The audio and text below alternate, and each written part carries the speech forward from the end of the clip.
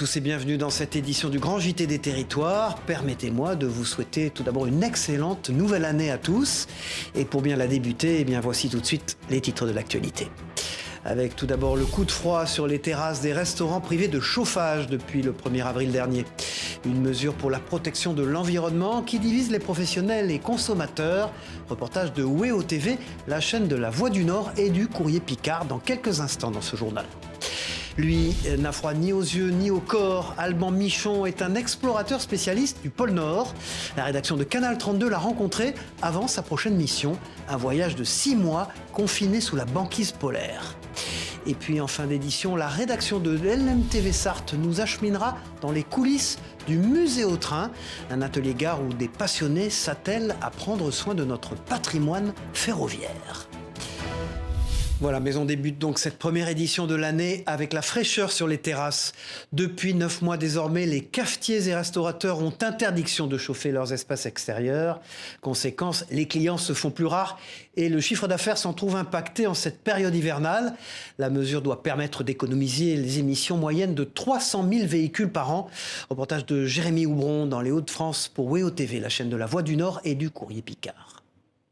Premier hiver sans chauffage pour les terrasses ouvertes. Depuis le 1er avril, plus question pour les restaurateurs et cafetiers de mettre en route les parasols électriques. Voilà qui jette un coup de froid.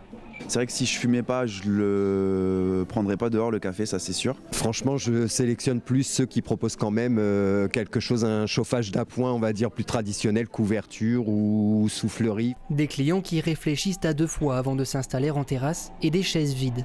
Pour Anthony, c'est une partie du chiffre d'affaires qui s'envole et la distribution de couverture pour se chauffer n'y changera rien.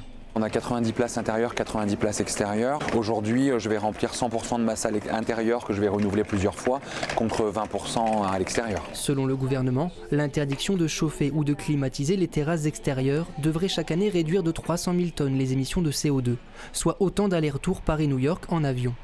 Une mesure pleine de bon sens pour les restaurateurs, mais aux conséquences économiques indiscutables.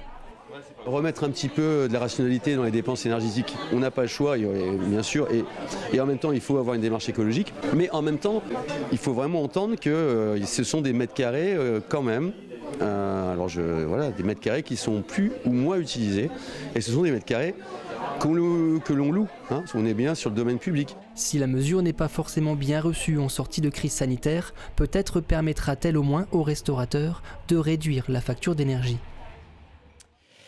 Il serait plus de 500 chaque année, 500 agriculteurs qui passeraient à l'acte et se donneraient la mort. Un chiffre glaçant qui révèle le malaise au sein de cette profession. Entre difficultés financières, activités compliquées et problèmes familiaux, les causes du désarroi peuvent être variées. Et c'est pour lutter contre ce fléau que des comités de pilotage viennent d'être créés dans le Gard. Objectif, coordonner l'action des acteurs sur le terrain et éviter ainsi le pire. Explication de Laurie Chamerla pour Via Occitanie. Regardez.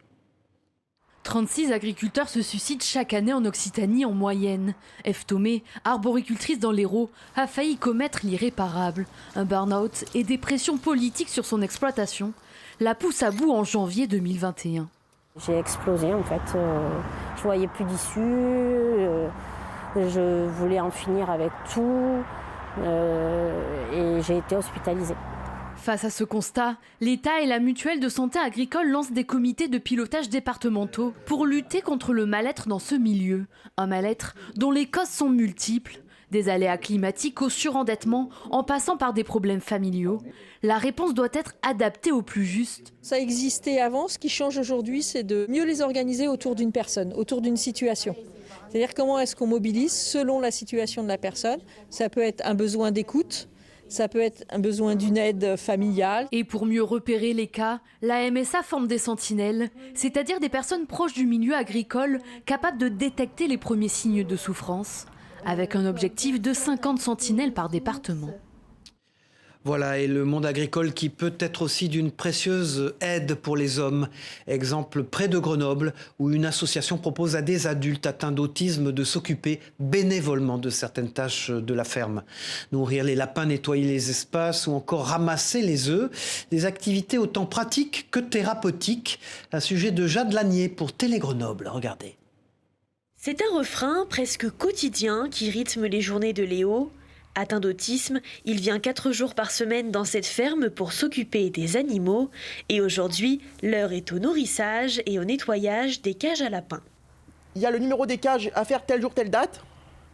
Et le numéro des abreuvoirs à nettoyer. J'ai mis du foin dans toutes les cages. Quand j'en avais pas fait, après j'ai remis du grain. C'est agréable, les animaux, c'est calme, gentil et tout, et apaisant. Antonin, lui, vient dans ses ateliers d'élevage depuis presque 3 ans. Sa mission ce jour-là, nourrir 380 poules pondeuses et ramasser quelques œufs.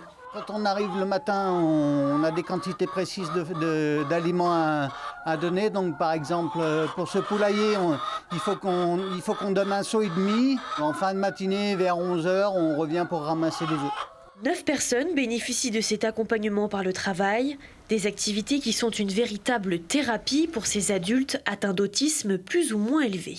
Avoir une satisfaction d'apporter du soin aux animaux et puis avoir une valorisation dans le travail effectué au sein de leur journée et puis de voir aussi leurs compétences ou voir les personnes aussi qui prennent un peu plus d'autonomie chaque jour. Depuis 2020, Ferme Avenir du Bercail accueille et met à disposition gratuitement ces animaux pour l'association Le Bercail Paysan. Un échange avantageux pour les 2 parties selon cet agriculteur. Ils n'ont pas d'objectif, c'est-à-dire que moi je ne les oblige pas.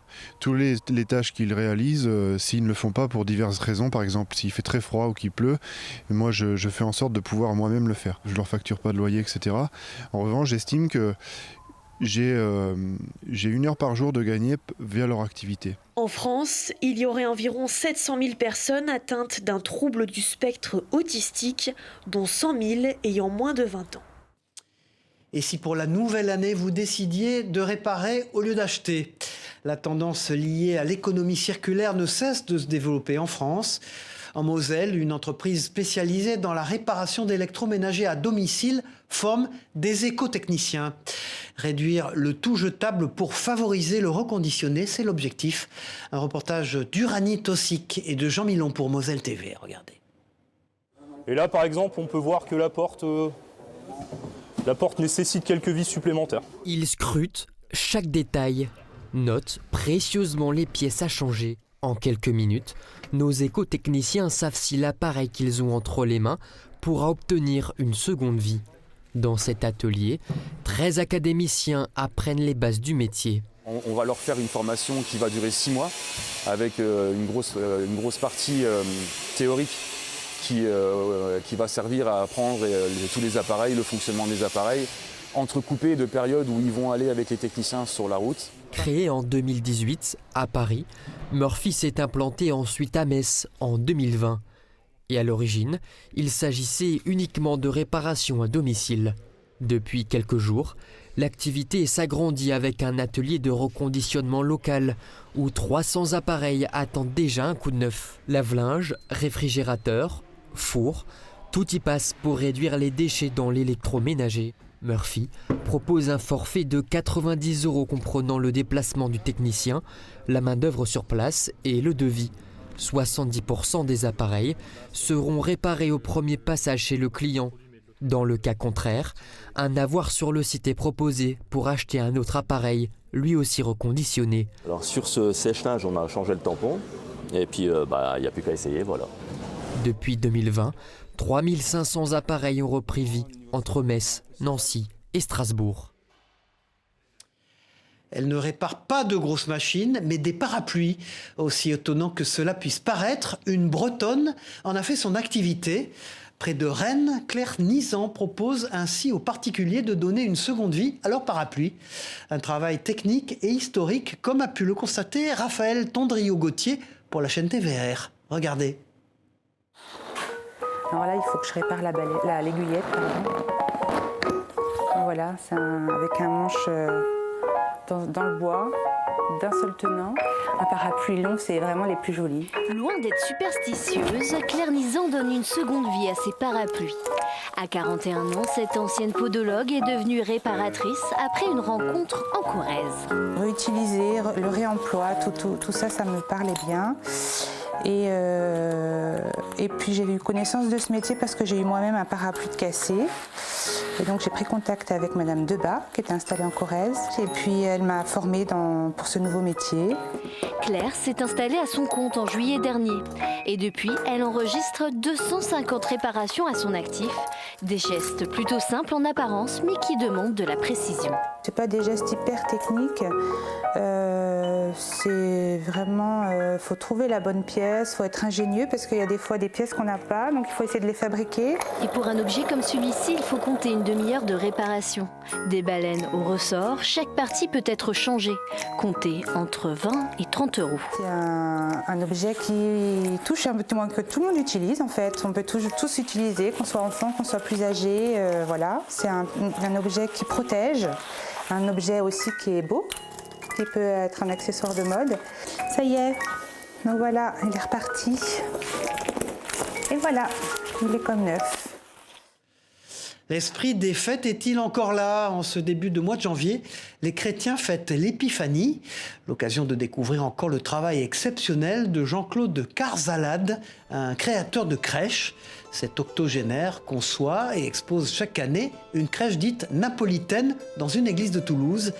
Un travail minutieux, comme vous le voyez sur ces images de nos confrères de la Dépêche du Midi, où se côtoient près de 80 personnages miniatures.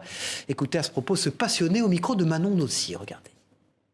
Les choses importantes de la crèche napolitaine, c'est d'abord l'auberge, les marchands de tissus africains. Plus haut, les pêcheurs. Les crèches, ça a été depuis ma plus tendre enfance. Tout ça, c'est fermé dans une armoire tout le restant de l'année. Donc en ce moment, je la prête à la Dalbade parce que je suis très attaché à la Dalbade. Chaque jour, on peut ajouter quelque chose. Il manque beaucoup de personnes, vous voyez. Là aussi, vous voyez une auberge, elles ne sont pas assez nombreuses, il en faudrait une vingtaine là, de personnes.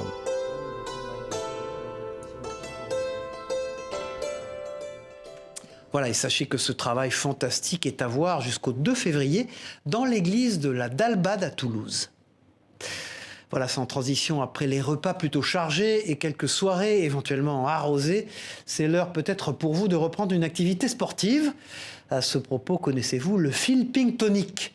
Cette pratique est un mélange, comme son nom l'indique, de ping-pong, de fitness, destiné à séduire un nouveau public. En France, 80% des joueurs de tennis de table sont des hommes.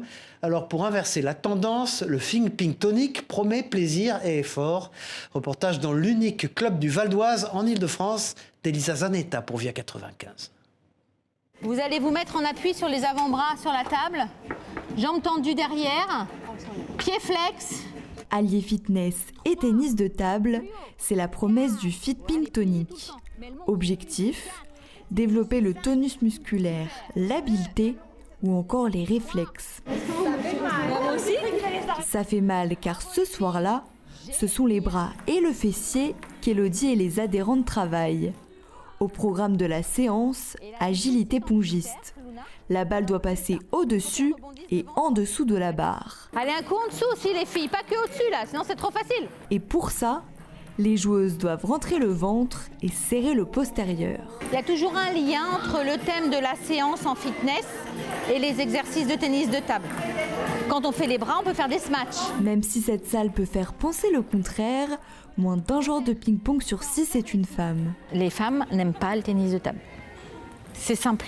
Et c'est pour ça qu'à la fédération, pour pouvoir féminiser les clubs de tennis de table, ils ont créé le Feelping pour faire venir les femmes au tennis de table d'une façon ludique. Officiellement reconnu en 2012, le Feelping Tonic est un pari réussi pour la fédération de tennis de table.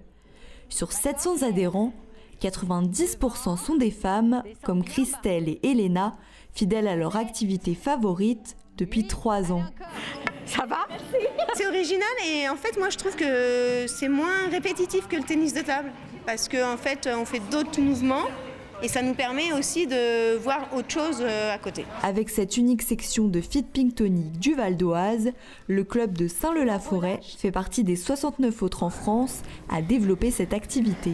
Et voilà, merci les filles. Voilà, du sport, lui, en fait tous les jours ou presque. Alban Michon est ce que l'on appelle un explorateur. Ce spécialiste des missions dans le pôle Nord se prépare à une nouvelle expédition, vivre sous la banquise pendant 6 mois. Un sujet étonnant aux ramifications scientifiques et environnementales. Rencontre sur sa terre natale de l'Aube avec la rédaction de Canal 32. Alban Michon n'a pas froid aux yeux. Du haut de ses 45 ans, l'explorateur polaire se rend dans les milieux les plus froids et hostiles de la planète. Alors, le métier d'explorateur, c'est vrai que quand on dit ça, on se dit mais ça n'existe plus ce métier. Et ben en fait, si on veut protéger le monde, il faut en comprendre son évolution. Et comprendre son évolution, il y a les scientifiques de laboratoire, les scientifiques de terrain, et l'explorateur, c'est l'après-scientifique de terrain. Troyen d'origine, tout a commencé ici, dans l'Aube. J'ai commencé à la piscine des Chartreux à l'âge de 10-11 ans, parce que à force de dire à mes parents je veux faire de la plongée, ils m'ont emmené faire un baptême de plongée au Suba 3 à l'époque. Ma première plongée sous la glace, c'est à Clairet, aux Terres Rouges. Plongée sous glace de nuit, je suis ressorti, j'étais gelé, mais j'ai trouvé ça magnifique. Sa première expédition plongée en équipe sous le pôle Nord géographique. Sa dernière aventure, 62 jours pour traverser le passage du Nord-Ouest en solitaire. Mais la plus compliquée jusqu'ici, son expédition en kayak des mers à 2 sur la côte est du Groenland. Depuis 2015, il vit de ses explorations. Objectif, fournir des données régulières aux scientifiques. D'après Alban, tout est imaginable, ce qui l'a amené à mettre en place son prochain projet. Qui s'appelle la mission Biodysseus, l'Odyssée des biocéanotes. Biocéanotes, c'est des gens qui vont vivre sous l'eau. Donc je vais construire une base de recherche sous-marine où on va être à 4 à l'intérieur. C'est une base de recherche qui va faire 24 mètres de long, 2,30 mètres de large. Et on va vivre 6 mois sous la banquise arctique, où il y aura des programmes scientifiques physiologiques également. Et puis la deuxième chose, c'est puisqu'on est dans les endroits extrêmes de la planète, il va falloir tester les prototypes qui feront le monde de demain. Toute une partie de son travail consiste à partager le fruit de ses expériences, d'où la publication de son livre « L'école des explorateurs », dans lequel il donne des conseils pour préparer sa propre aventure. Voilà, et après 6 mois passés sous la banquise polaire, Alban Michon aura bien le droit à quelques jours de vacances. Une transition parfaite pour découvrir à présent le tout nouveau village du Club Med, inauguré à Tignes. Un établissement qui ne manque pas de superlatifs hors normes, prestigieux ou encore démesuré. Le site a nécessité un investissement de près de 130 millions d'euros. Présentation des lieux à plus de 2000 mètres d'altitude d'Emmanuel Jo pour la rédaction de 8 Mont-Blanc. Au pied des pistes du Val Claret, la structure a de quoi impressionner. Sur plus de 40 000 mètres carrés, le tout nouveau centre du Club Med se prépare à accueillir près d'1 millier de touristes dès les prochains jours. Un chantier de longue date et qui vient donc remplacer l'ancienne structure du club, implantée depuis 1958 dans la station savoyarde. Un nouveau resort qui évolue avec son temps et surtout en fonction de la demande de la clientèle. Les visiteurs au Club Med font du ski, mais vont profiter d'un spa, vont profiter d'une piscine, vont aller faire des cours de sport. Il y a une trentaine d'années, ça aurait semblé complètement absurde d'avoir dans un hôtel de montagne des salles de sport. Des clients qui, eux aussi, ont bien changé. Bien loin des Français de la classe moyenne, le club attire aujourd'hui des membres venus des 4 coins du globe, avec une forte croissance du public sud-américain ces dernières années. À date, jusqu'à fin janvier, nous sommes à 80% de remplissage. Donc sur tout le mois de janvier, 75% de remplissage via le Brésil.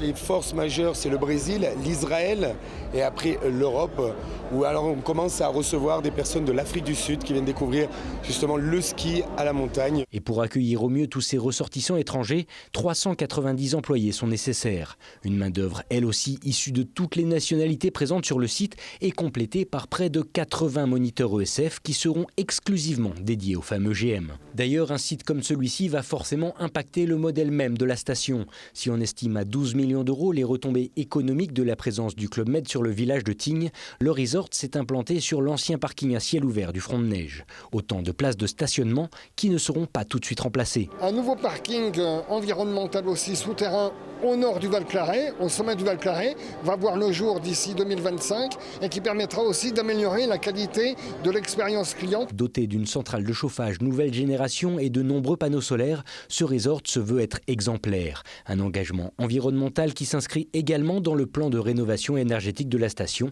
avant de prochaines réhabilitations au cœur même du Val Claret. Il est le seul avec l'Opéra national de Paris à posséder en son sein des ateliers de construction.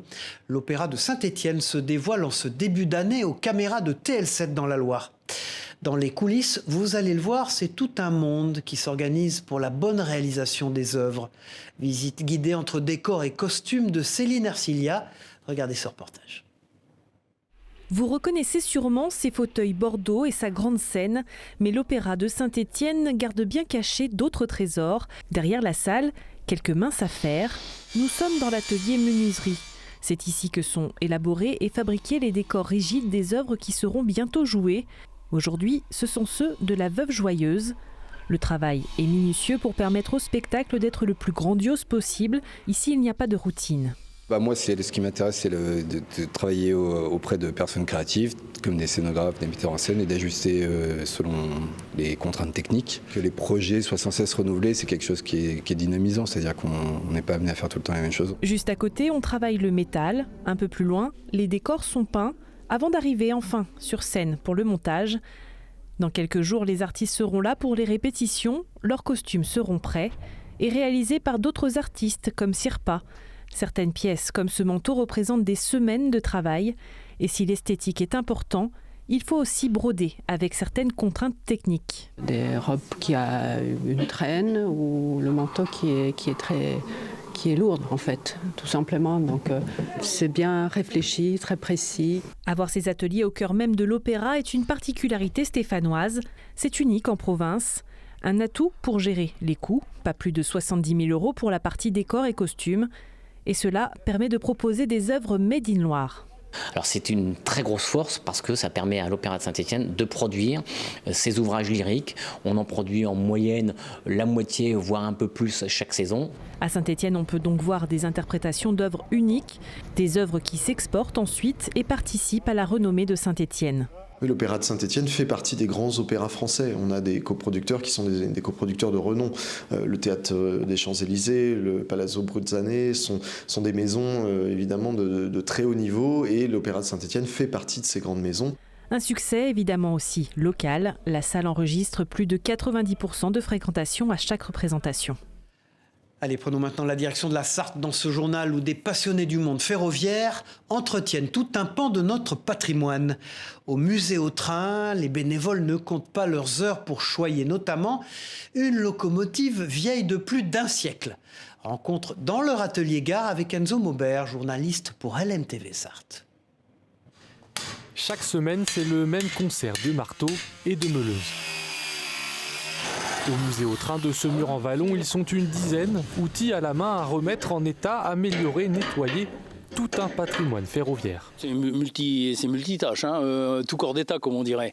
Il y a de la voie à entretenir, il y a de la peinture à faire, il y a de l'électricité, il y a de la maîtrise des végétaux, il y a de la soudure, il y a de la mécanique, bref, tous les métiers possibles. Ici, la reine, c'est la locomotive de Cauville, un fleuron français du début du XXe siècle. À la haute saison, elle fera le plein de voyageurs et malgré son âge, Denis sait toujours comment lui redonner un petit coup de neuf. Donc là, je suis en train d'installer un système de lubrification, en fin de compte, de la voie. C'est-à-dire qu'on va arroser la voie avec de l'eau, tout simplement, ce qui va permettre de limiter le bruit. Au musée au train, il y a la maintenance, mais aussi parfois des projets un peu ambitieux, fous, diront certains. Gaston s'est par exemple lancé dans la construction d'une véritable locomotive à air comprimé. Ça, c'est une machine à crémaillère qui a réellement existé. Et c'est exactement celle-là. Exactement pareil. Alors je me suis dit, à partir de ça, on peut y aller. Donc c'est une machine qui va marcher à air comprimé. On va monter un compresseur sur un tendaire derrière. On pourra transporter des personnes. Théoriquement. Je m'avance peut-être un peu, mais théoriquement, ça devrait le faire. Il faudra encore attendre un peu avant de voir le rêve de Gaston se réaliser. Pour l'aider, avis aux amateurs, le musée recherche des bénévoles, soudeurs ou métalliers. Voilà, une autre passion encore pour terminer ce journal, celle de Delphine Aubry. Elle est colorée et elle est faite en papier mâché et toute tournée vers de drôles de bestioles. Cette artiste plasticienne vient d'ouvrir une boutique consacrée à son univers étonnant et à son bestiaire haut en couleur. Sujet de Marie-Danielle Rogovitz et de Anne Didier pour Vosges Télévisions. les bestioles de Delphine Aubry sont partout du sol au plafond dans une boutique ouverte spécialement et forment un bestiaire haut en couleur avec ce drôle de regard. Ça c'est ma signature. Ils regardent un petit peu le monde qui les entoure d'une façon interrogative et puis bon, moi je les aime bien des fois un petit peu simple et un petit peu niais, ou des fois en colère, ou des fois interrogateur ou triste même. C'est la patte de l'artiste sortie des Beaux-Arts d'Épinal, mais autodidacte dans cette technique de la sculpture en papier mâché. En plus de 20 ans de création, elle ne les compte plus, des milliers de bestioles. Dans son atelier, Delphine Aubry ne cesse de créer. En mars, elle renouera avec ses premières amours, les poulettes. Une petite poulette comme je suis en train de faire, c'est à peu près 2 à 3 heures de travail, toute étape confondue. Puis une grosse bête comme le chien qu'on a à côté, là c'est entre 30 et 40 heures. Mais dans cette arche de Noé, Delphine a toujours conservé son premier spécimen, une célèbre cochonne, Henriette Dumont, c'est son nom. C'était l'exposition bikini avec des cochonnes en maillot de bain et elle est un petit peu toute nue parce que c'est coup de soleil semi-intégral. Quant à la boutique où l'on retrouve ses ouvrages, elle sera un lieu d'exposition permanente. Veaux, vaches, cochons et tant de couvées, les bestioles ont fait le tour de l'évolution des espèces animales et elles ont désormais pignon sur rue. Voilà, c'est la fin de cette édition du Grand JT des Territoires. Merci de nous avoir suivis. On se retrouve très vite pour une prochaine édition. Au revoir à tous.